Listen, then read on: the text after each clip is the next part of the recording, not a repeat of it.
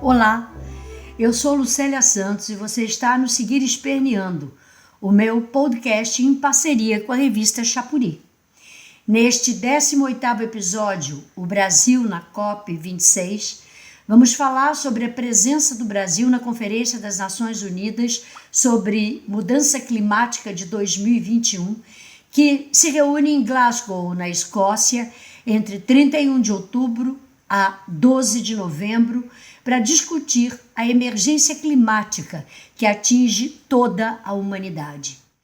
Nem o presidente Bolsonaro, nem o vice-presidente general Hamilton Mourão, que preside o Conselho Nacional da Amazônia Legal e estava designado para chefiar essa comitiva, participam do mais importante encontro sobre meio ambiente do planeta.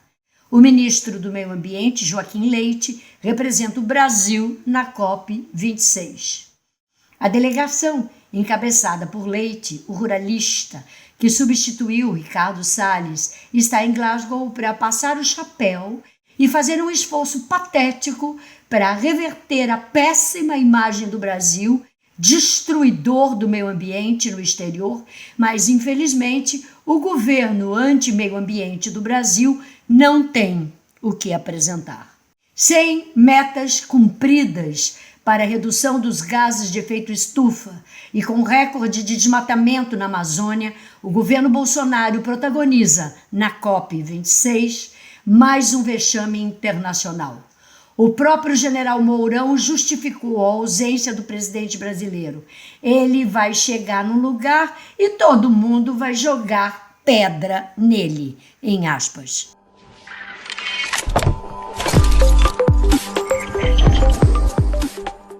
Eu sou Duda Meirelles e me somo a Lucélia neste debate crucial sobre a presença lamentável do Brasil na COP26. No último dia 25 de outubro, os Ministérios do Meio Ambiente e da Economia lançaram às pressas o Programa Nacional de Crescimento Verde, em uma tentativa de mostrar serviço na área da preservação ambiental no palco da COP26. Mas ninguém sabe exatamente o que é este programa. Durante o lançamento, o ministro do Meio Ambiente afirmou que levará o Brasil real para a COP do Clima.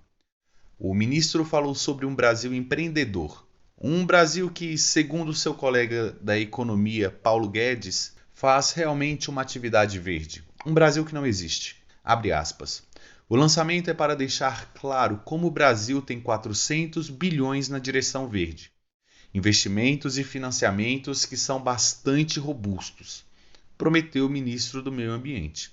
Entretanto, ele não soube especificar de onde virá o dinheiro e sobre como o dinheiro será utilizado em projetos de energia renovável, agricultura de baixo carbono, ecoturismo e restauração florestal. Entre ambientalistas, o programa soa como um engodo.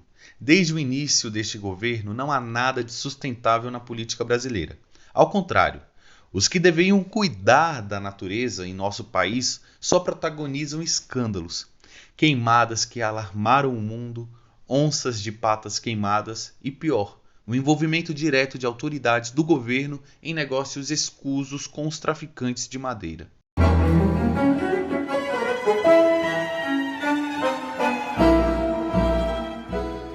No caso do governo do Brasil, o último relatório do painel intergovernamental sobre mudanças climáticas, produzido pela ONU, alerta para uma pedalada ambiental.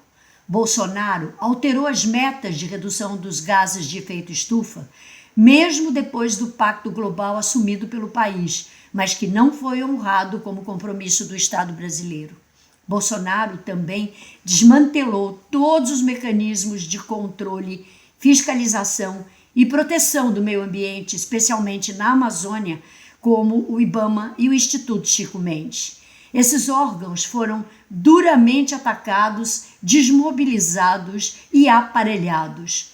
O ex-ministro Ricardo Salles desativou órgãos fiscalizadores, afrouxou marcos regulatórios, deixou o desmatamento correr solto e, diante dos incêndios da Amazônia e no Pantanal, que causaram danos ambientais dramáticos, limitou-se a culpar os povos indígenas, os agricultores pobres ou as agruras próprias do clima.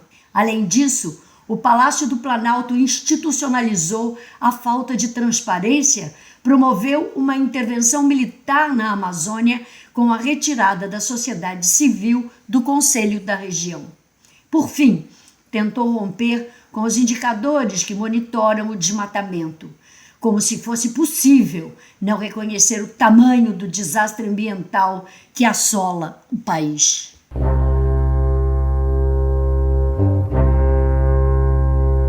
No ranking dos países que mais agravaram o aquecimento global em 2020, o Brasil aparece em quinto lugar, atrás apenas de China, Estados Unidos, Rússia e Índia. Do Acordo de Paris, assinado por 196 países em 2015, em vez de reduzir, o Brasil elevou as emissões de gases estufa em quase 5% no ano de 2020. Dos 5 setores da economia que respondem pela virtual totalidade das emissões do Brasil, 3 tiveram alta, 1 teve queda e 1 permaneceu estável. O setor de energia, que respondeu por 18% das emissões brasileiras em 2020, teve queda de 4,6%. Isso ocorreu em resposta direta à pandemia, que nos primeiros meses de 2020 reduziu o transporte de passageiros, a produção da indústria e a geração de eletricidade, conforme comunicado do Sistema de Estimativas de Emissões de Gases. As emissões da agropecuária registraram alta de 2,5%, a maior desde 2010. Se a crise diminuiu o consumo de carne, com redução de quase 8% no abate de bovinos, isso também aumentou em 2,6 milhões de cabeças o rebanho nacional. As emissões de metano por fermentação entérica, o arroto do boi, também cresceram. O setor de resíduos também registrou alta nas emissões com 1,8% a mais. Os processos industriais representados sobretudo pela fabricação de aço e cimento, atividades altamente emissoras, permaneceram estáveis em suas emissões na pandemia.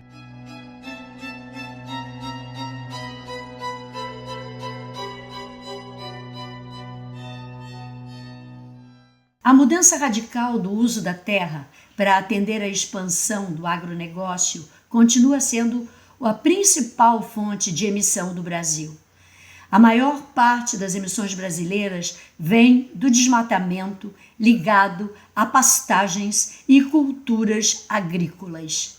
Em 2020, tivemos as maiores emissões do setor agropecuário em 11 anos. Um reflexo claro do desmonte em curso da política ambiental pelo governo Bolsonaro. Apenas no ano passado, em plena pandemia, enquanto o mundo registrava uma queda de 6,7% nas emissões do CO2, na contramão do restante do mundo, que poluiu menos em meio à pandemia, o Brasil teve um aumento de 14% em relação a 2019. O desmatamento na Amazônia puxou a elevação das emissões de CO2 em 9,5%, o maior desde 2006.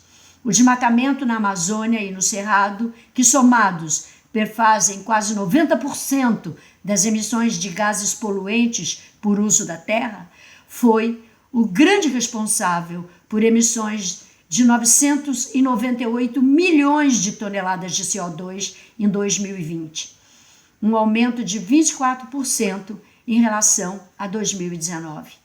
Mas essa devastação não está só na Amazônia. O Pantanal registra os maiores índices de incêndios da história e outros biomas estão sendo gravemente atingidos, para não falar da mineração em terras indígenas. 2 operações da Polícia Federal envolvendo manganês e agora o ouro em Terra Caiapó, 1 tonelada por mês. É um sistema extremamente complexo, em que o governo da milícia urbana é também um governo da milícia rural, a serviço do agronegócio atrasado e predatório.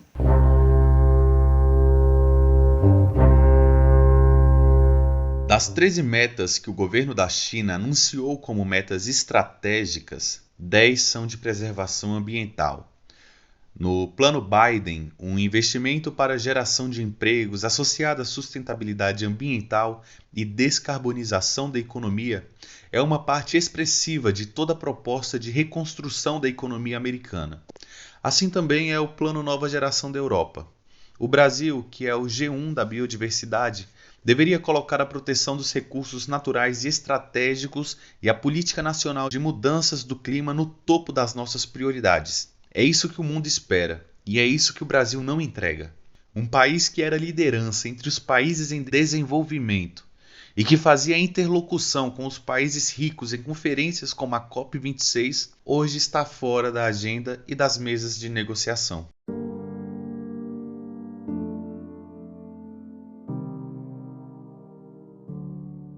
Obviamente, a questão climática é global. Mas o atual governo brasileiro, centrado no negacionismo sanitário, no desprezo ambiental e no terraplanismo diplomático, não faz o menor esforço para ajudar a salvar o planeta.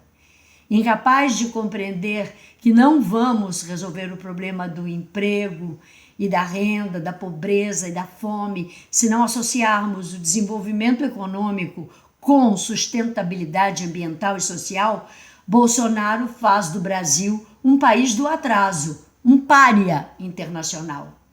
O Brasil verde, pujante e pronto para voltar a ser o paraíso na terra que o ministro Leite tenta vender em Glasgow, não tem como colar na COP26.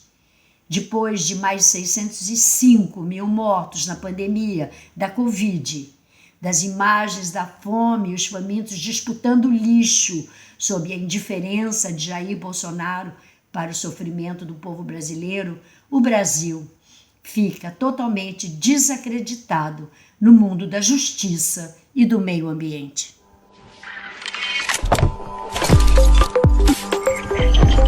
Seguir Esperneando é mais um espaço de resistência da revista Chapuri, construída em parceria com a atriz e militante Lucélia Santos.